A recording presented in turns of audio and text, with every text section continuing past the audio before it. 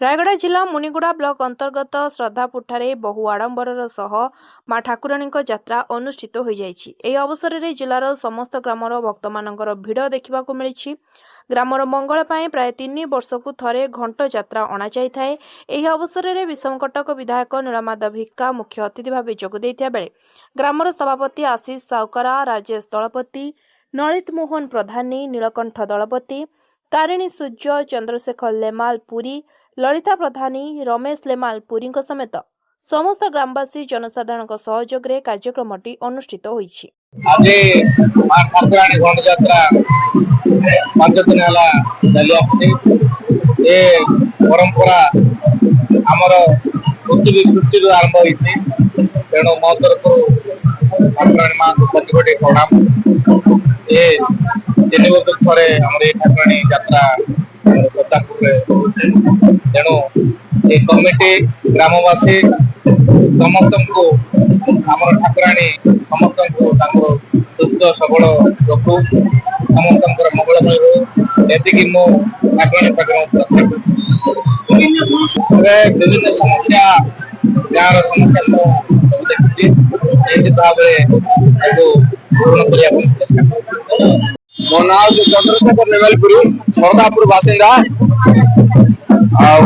आमर ये घंट पर्व प्रकृत 3 वर्ष आसवा कथा, किंतु गाँव कौन सुविधा असुविधा अनुसार 5 वर्ष पर आसे। गाँव समस्त घर भाई बंधु मिसिकी आम बहुत आडंबर उत्सव करूँ। माँ ठाकुराणी को आह्वान करके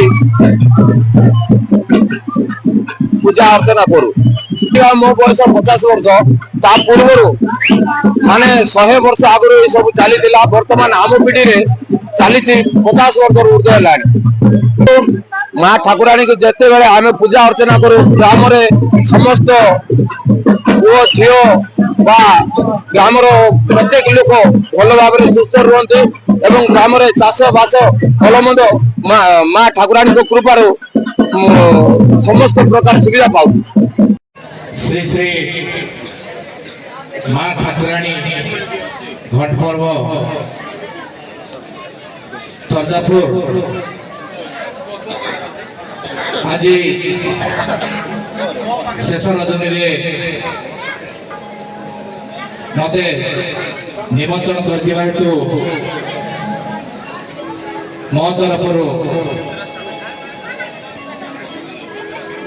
माँ ठाकुराणी को कोटि कोटि प्रणाम दंडवत।